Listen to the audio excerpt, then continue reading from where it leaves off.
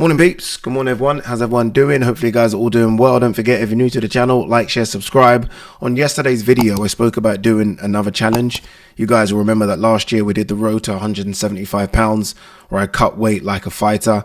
I gave myself a certain date to make the weight and we jumped on the scales below 175. We came in at 173. I could have made 168, you know, like seriously, I could have made 168. I was traveling so much during that weight cut. I think I went to America like 2 or 3 times during the weight cut. If I just had a little time frame of staying in London, I think I would have made 168. But anyway, look, we done the 175 challenge, which was nice. The reason I want to do another challenge is because I'm feeling good right now. Like the gym's good for me. I'm eating well. I just feel good. And I like a challenge, right? I mean, it focuses me. So yeah, I put it out there on yesterday's video. So many of you came back with various things that I should do. So many of you. So thank you so much for all the suggestions. The one thing that I saw that I thought, I kind of like this challenge, and it got quite a few likes as well, was a half marathon. Now, the reason I like this challenge is because I'm so far away from a half marathon, it's crazy. Like, I can't even tell you the last time I jogged 5K. No joke. Like, sometimes I get on the treadmill and I do a little 15, 20 minutes, but I'm telling you now, it's not even fucking 5K. It's like 2.5, 3K. So the idea of a half marathon, just, it's impossible for me. And I like that. Your boy likes that. So I'm going to give myself a bit longer than 4 or 5 weeks. So I'm going to look at any half marathons that are going to happen before the end of the year. I'm going to sign myself up and we're going to start soon on getting to, from where I am now, which is haven't even run 5K in years, to a half marathon. I don't know how long that'll take me, 6 to 8 weeks, but I think that's what we're going to do, people. And I'm excited by it, so stay tuned. You guys know we're going to film it. I'll get a trainer, obviously, because I don't know what the fuck I'm doing. And we'll do it. So if there's any half marathon runners watching this, like serious, not like serious dudes, like if you regularly run half marathons or marathons and you want to help me and you're okay being on camera, get in touch. Please get in touch. The email address is in the description below this video. Get in touch. Help a brother out because I'm very, very serious. All right. Inoue fights in a couple of hours. I should have done a live watch along. I just didn't think. I should have done a live watch along. But we are going to do an immediate reaction video to Inoue.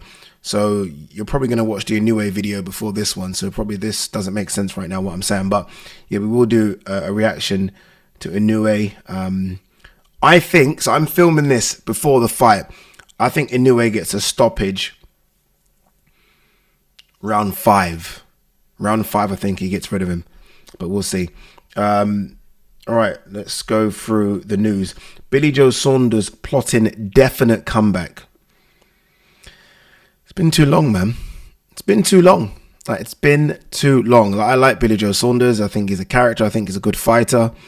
I gave him a chance against Canelo. Not like the chances that people were giving him over here because everyone was patriotic. I gave him a chance, but ultimately he came up against a very good Canelo that day in front of 80,000 Mexicans that were baying for blood, and he just wasn't good enough. He hasn't fought since then, and you've all seen the images of him sort of piling on the pounds.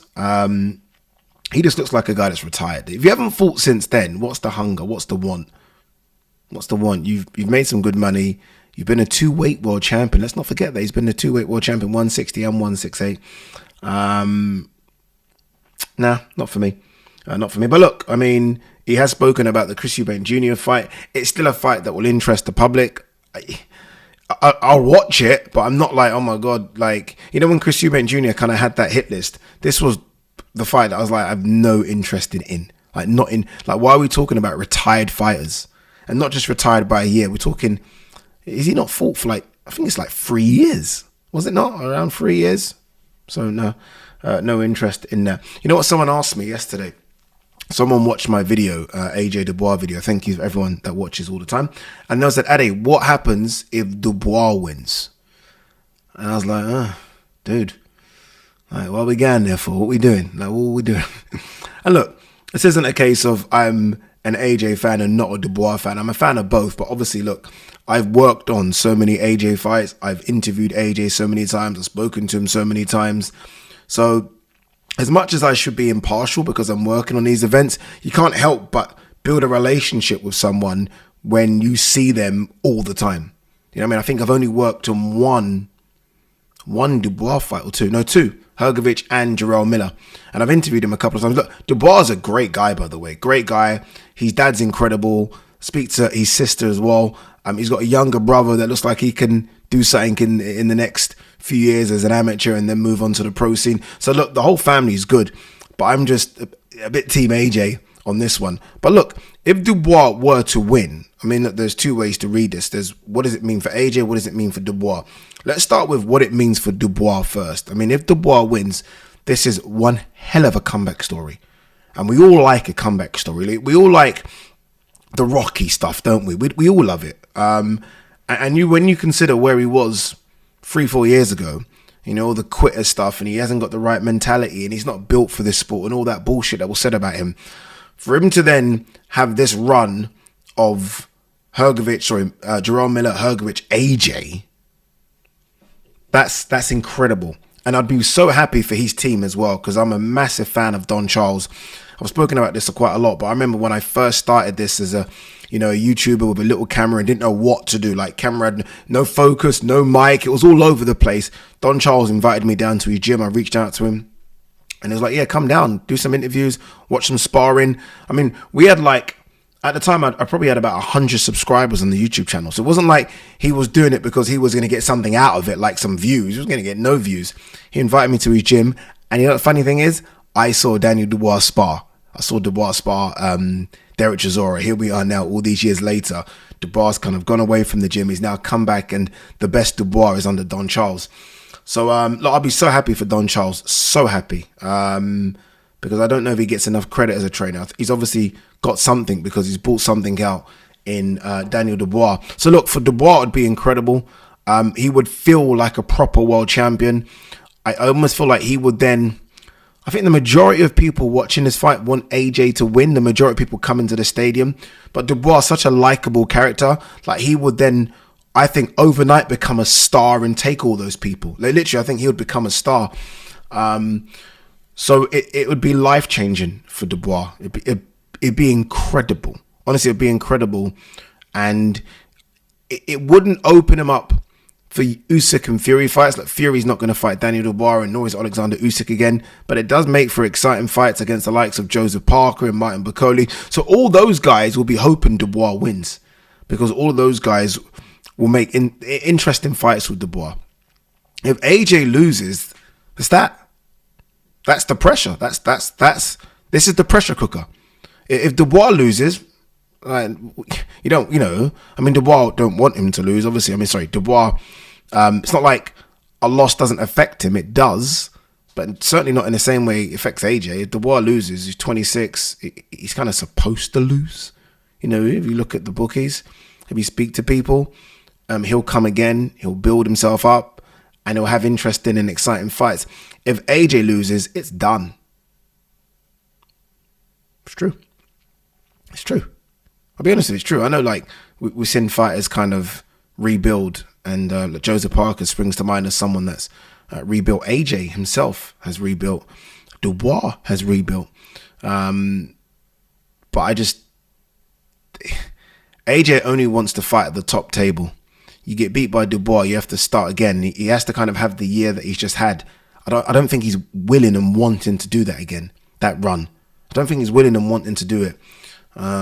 So yeah, it doesn't even bear thinking, honestly. I say this as a huge AJ fan. Like, it doesn't. Like, I thought about him losing, but every time I think about him losing, I shake my head, like shake my head out of it. Like, no, that ain't happening. Could happen. But yeah, that it'll be over. It'll be over.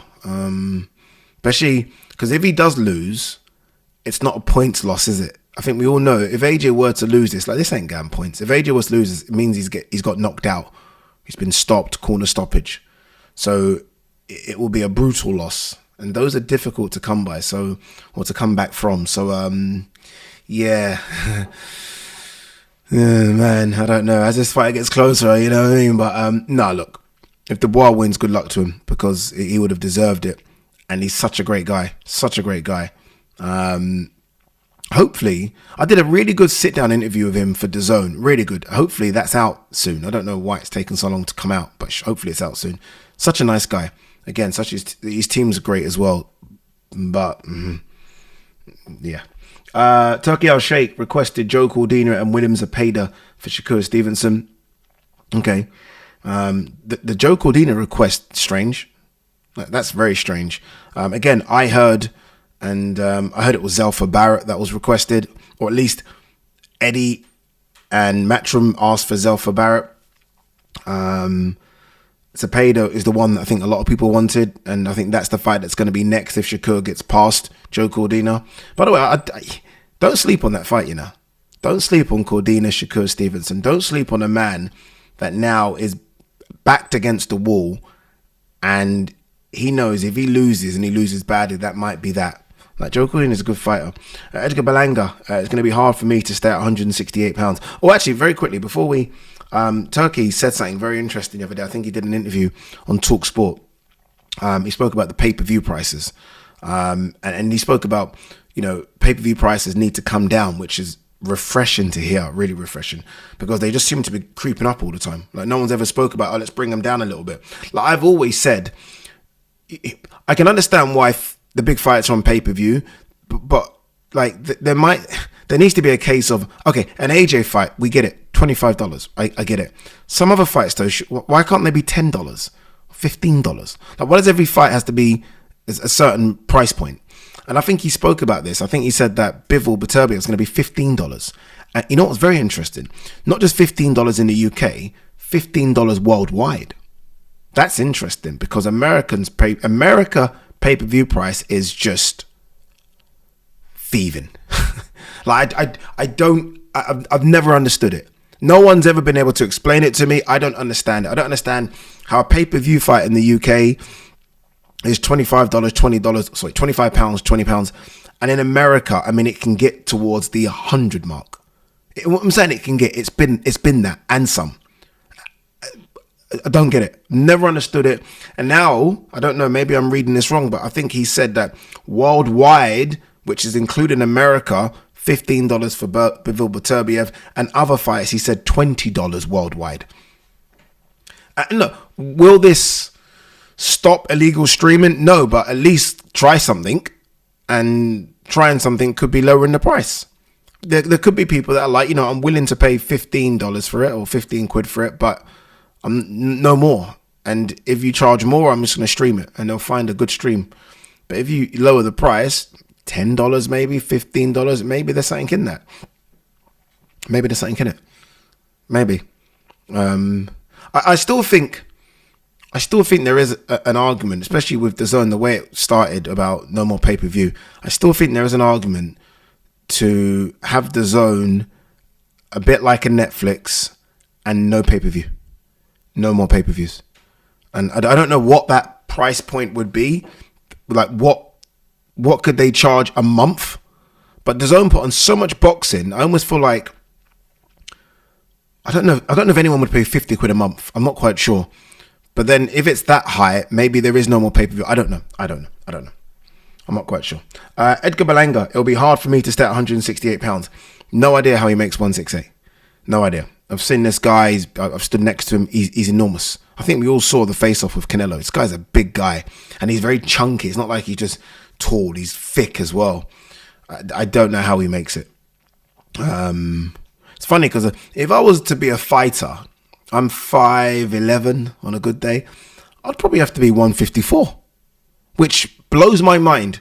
The fact that I done the weight cut at 175, that means I'd have to cut another 20 pounds. Because I'm seeing these guys, like, I've been around Jamel Charlo. He's as big as me. Jamel Charlo. He's a 154 pound fighter. Crazy. All right, guys, girls, we are gonna watch the Inoue fight, which I'm about to say kicks off, starts in a couple of hours, and we will react to that. Peace and love.